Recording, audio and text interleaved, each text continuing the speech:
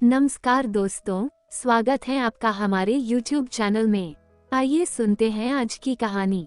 4 महीने बीत चुके थे, बल्कि 10 दिन ऊपर हो गए थे, किंतु बड़े भैया की ओर से अभी तक कोई खबर नहीं आई थी कि वह पापा को लेने कब आएंगे। यह कोई पहली बार नहीं था कि बड़े भैया ने ऐसा किया हो। हर बार उनका ऐसा ही रवैया रहता है। जब भी पापा को रखने की उनकी बारी आती है, वह समस्याओं से गुजरने लगते हैं। कभी भाभी की तबीयत खराब हो जाती है, कभी ऑफिस का काम बढ़ जाता है और उनकी छुट्टी कैंसिल हो जाती है। विवश होकर मुझे ही पापा को छोड़ने मुंबई जाना पड़ता है। हमेशा की तरह इस बार भी पापा की जाने की इच्छा नहीं थी, किंतु मैंने इस ओर ध्यान नहीं दिया और उनका वह अपना मुंबई का रिजर्वेशन करवा लिया। दिल्ली मुंबई राजधानी एक्सप्रेस अपने टाइम पर थी। सेकंड एसी की निचली बर्थ पर पापा को बैठाकर सामने की बर्थ पर मैं भी बैठ गया। साथ वाली सीट पर एक सज्जन पहले से विराजमान थे, बाकी बर्थ खाली थीं। कुछ ही देर में ट्रेन चल पड़ी।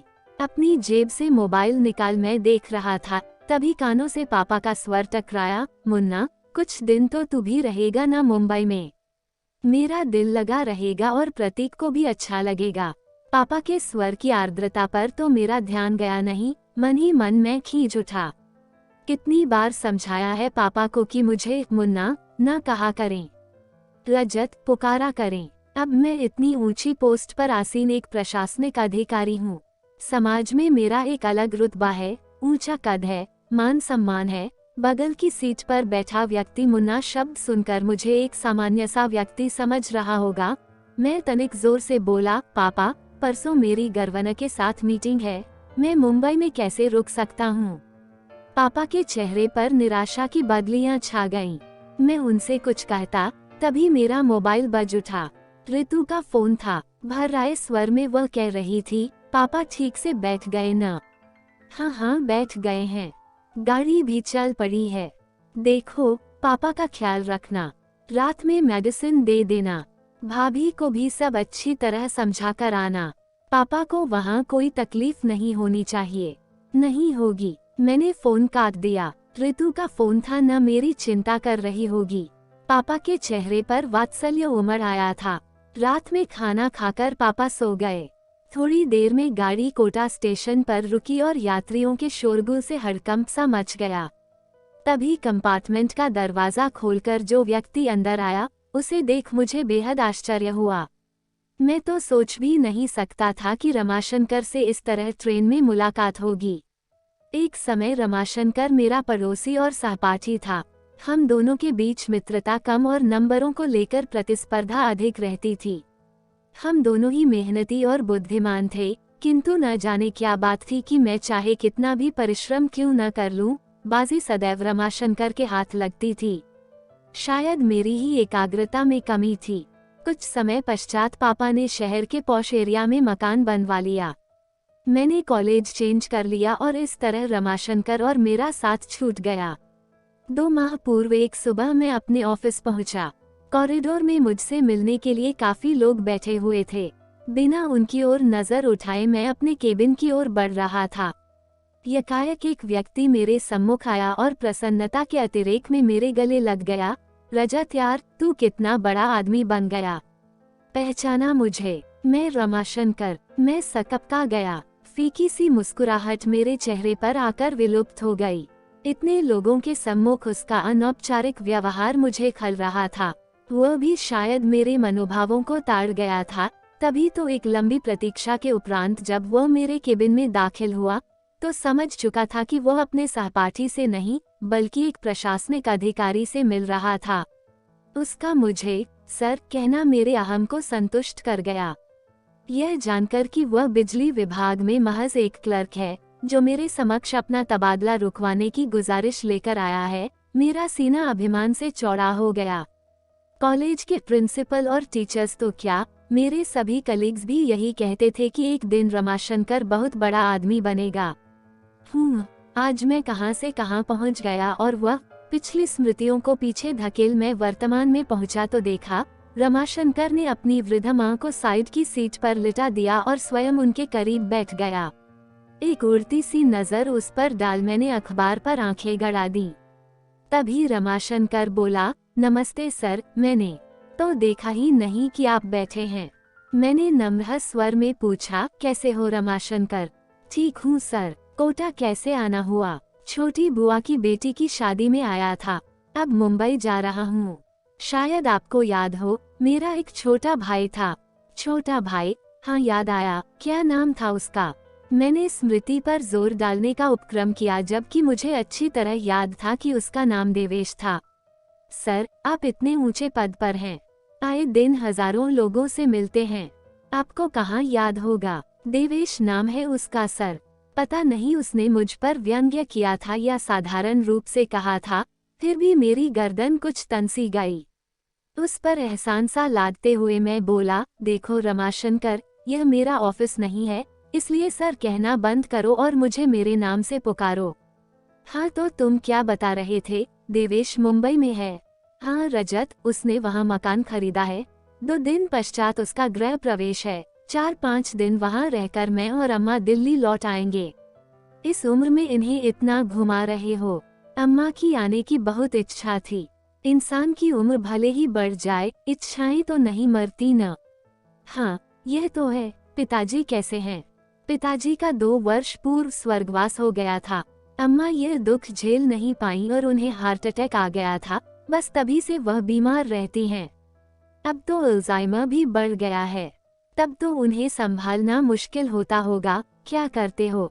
6 महीने दोनों भाई रखते होंगे। ऐसा पूछकर मैं शायद अपने मन को तसल्ली दे रहा था। आशा के विपरीत रमाशंकर बोला, नहीं नहीं, मैं तो ऐसा सोच भी नहीं सकता। अम्मा शुरू से दिल्ली में रही हैं, उनका कहीं और मन लगना मुश्किल है। मैं नहीं चाहता इस उम्र में उनकी स्थिति पेंडुलम जैसी हो जाए, कभी इधर तो कभी उधर। कितनी पीड़ा होगी उन्हें यह देखकर कि पिताजी के जाते ही उनका कोई घर ही नहीं रहा, वो हम पर बोझ हैं। मैं मुस्कुराया, रमाशंकर, इंसान को थोड़ा व्यावहारिक भी होना चाहिए। जीवन में सिर्फ भावुकता से काम नहीं चलता है। अक्सर इंसान दायित्व उठाते उठाते थक जाता है और तब ये विचार मन को उद्वेलित करने लगते हैं कि अकेले हम ही क्यों माँ बाप की सेवा करें, दूसरा क्यों न करे। पता नहीं रजत, मैं जरा पुराने विचारों का इंसान हूँ। मेरा तो यह मानना है कि हर इंसान की करनी उसके साथ है। कोई भी काम मुश्किल तभी लगता है जब उसे बोझ समझकर किया जाए। माँ बाप क्या कभी अपने बच्चों को बोझ समझते हैं? आधे अधूरे कर्तव्यों में कभी आस्था नहीं होती रजत, मात्र औपचारिकता होती है। और सबसे बड़ी बात, जाने अनजाने हमारे कर्म ही तो संस्कार बनकर हमारे बच्चों के द्वारा हमारे सम्मुख आते हैं। समय रहते यह छो बात इंसान की समझ में आ जाए तो उसका बुढ़ापा भी संवर जाए। मुझे ऐसा लगा मानो रमाशंकर ने मेरे मुख पर तमाचा जड़ दिया हो। मैं निशब्द मौन सोने का उपक्रम करने लगा, किंतु नींद मेरी आंखों से अब कोसों दूर हो चुकी थी। रमाशंकर की बातें मेरे दिलो दिमाग में हथौड़े बरसा रही थीं। इतने वर्षों से संचित किया हुआ अभिमान पल भर में चूर चूर हो गया था। प्रशासनिक परीक्षा की तैयारी के लिए इतनी मोटी मोटी किताबें पढ़ता रहा, किंतु पापा के मन की संवेदनाओं को, उनके हृदय की पीड़ा को नहीं पढ़ सका। क्या इतना बड़ा मुकाम मैंने सिर्फ अपनी मेहनत के बल पर पाया है? नहीं, इसके पीछे पापा मम्मी की वर्षों की तपस्या निहित है। आखिर उन्होंने ही तो मेरी आंखों को सपने देखने सिखाए, जीवन में कुछ कर दिखाने की प्रेरणा दी। रात्रि में जब मैं देर तक पढ़ता था तो पापा भी मेरे साथ जागते थे कि कहीं मुझे नींद न आ जाए। मेरे इस लक्ष्य को हासिल करने में पापा हर कदम पर मेरे साथ रहे और आज जब पापा को मेरे साथ की जरूरत है तो मैं व्यावहारिकता का सहारा ले रहा हूँ। 2 वर्ष पूर्व की स्मृति मन पर दस्तक दे रही थी। सीवियर हार्ट अटैक आने के बाद मम्मी बीमार रहने लगी थीं। एक शाम ऑफिस से लौटकर मैं पापा मम्मी के बेडरूम में जा रहा था, तभी अंदर से आती आवाज से मेरे पांव ठिठक गए। मम्मी पापा से कह रही थी, इस दुनिया में जो आया है वो जाएगा भी, कोई पहले तो कोई बाद में। इतने इंटेलेक्चुअल होते हुए भी आप इस सच्चाई से मुंह मोड़ना चाह रहे हैं। मैं क्या करूं पूजा, तुम्हारे बिना अपने अस्तित्व की कल्पना भी मेरे लिए कठिन है। कभी सोचा है तुमने कि तुम्हारे बाद मेरा क्या होगा? पापा का कंठ अवरुद्ध हो गया था, किंतु मम्मी तनिक भी विचलित नहीं हुई और शांत स्वर में बोली थी, आपकी तरफ से तो मैं पूरी तरह से निश्चिंत हूँ। रजत और ऋतु आपका बहुत ख्याल रखेंगे। यह एक माँ के अंतर्मन की आवाज है, उसका विश्वास है जो कभी गलत नहीं हो सकता। इस घटना के 5 दिन बाद ही मम्मी चली गई थीं। कितने टूट गए थे पापा, बिल्कुल अकेले पड़ गए थे। उनके अकेलेपन की पीड़ा को मुझसे अधिक मेरी पत्नी ऋतु ने समझा। यूं भी वह पापा के दोस्त की बेटी थी और बचपन से पापा से दिल से जुड़ी हुई थी। उसने कभी नहीं चाहा पापा को अपने से दूर करना, किंतु मेरा मानना था कि कोरी भावुकता में लिए गए फैसले अक्सर गलत साबित होते हैं। इंसान को प्रैक्टिकल अप्रोच से काम लेना चाहिए। अकेले में ही क्यों पापा का दायित्व उठाऊं? दोनों बड़े भाई क्यों न उठाएं? जबकि पापा ने तीनों को बराबर का स्नेह दिया, पढ़ाया, लिखाया, तो दायित्व भी तीनों का बराबर है। 6 माह बाद मम्मी की बरसी पर यह जानते हुए भी कि दोनों बड़े भाई पापा को अपने साथ रखना नहीं चाहते, मैंने यह फैसला किया था कि हम तीनों बेटे 4-4 माह पापा को रखेंगे। पापा को जब इस बात का पता चला तो कितनी बेबसी उभर आई थी उनके चेहरे पर। चेहरे की झुर्रियां और गहरा गई थीं। उम्र मानो 10 वर्ष आगे सरक गई थी। सारी उम्र पापा की दिल्ली में गुजरी थी। सभी दोस्त और रिश्तेदार यहीं पर थे, जिनके सहारे उनका वक्त कुछ अच्छा बीत सकता था। किंतु सोचते सोचते मैंने एक गहरी सांस ली। आंखों से बह रहे पश्चाताप के आंसू पूरी रात मेरा तकिया भिगोते रहे। उफ, यह क्या कर दिया मैंने? पापा को तो असहनीय पीड़ा पहुंचाई ही, मम्मी के विश्वास को भी खंडित कर दिया। आज वह जहां कहीं भी होंगी, पापा की स्थिति पर उनकी आत्मा कलप रही होगी। क्या वह कभी मुझे क्षमा कर पाएंगी? रात में कई बार अम्मा का रमाशंकर को आवाज देना और हर बार उसका चेहरे पर बिना शिकन लाए उठना मुझे आत्मविश्लेषण के लिए बाध्य कर रहा था। उसे देख मुझे एहसास हो रहा था कि इंसानियत और बड़प्पन हैसियत की मोहताज नहीं होती, वो तो दिल में होती है। अचानक मुझे एहसास हुआ, मेरे और रमाशंकर के बीच आज भी प्रतिस्पर्धा जारी है। इंसानियत की प्रतिस्पर्धा, जिसमें आज भी वो मुझसे बाजी मार ले गया था। पद भले ही मेरा बड़ा था, किंतु रमाशंकर का कद मुझसे बहुत ऊंचा था। गाड़ी मुंबई सेंट्रल पर रुकी तो मैं रमाशंकर के करीब पहुंचा। उसके दोनों हाथ थाम मैं भावुक स्वर में बोला, रमाशंकर मेरे दोस्त, चलता हूँ। यह सफर सारी जिंदगी मुझे याद रहेगा। कहने के साथ ही मैंने उसे गले लगा लिया। आश्चर्य मिश्रित खुशी से वह मुझे देख रहा था। मैं बोला, वादा करो, अपनी फैमिली को लेकर मेरे घर अवश्य आओगे। आऊंगा, क्यों नहीं, आखिर इतने वर्षों बाद मुझे मेरा दोस्त मिला है। खुशी से उसकी आवाज कांप रही थी। अटैची उठाए पापा के साथ मैं नीचे उतर गया। स्टेशन के बाहर मैंने टैक्सी पकड़ी और ड्राइवर से एयरपोर्ट चलने को कहा। पापा हैरत से बोले, एयरपोर्ट क्यों? भावुक होकर मैं पापा के गले लग गया और रुंधे कंठ से बोला, पापा, मुझे माफ कर दीजिए।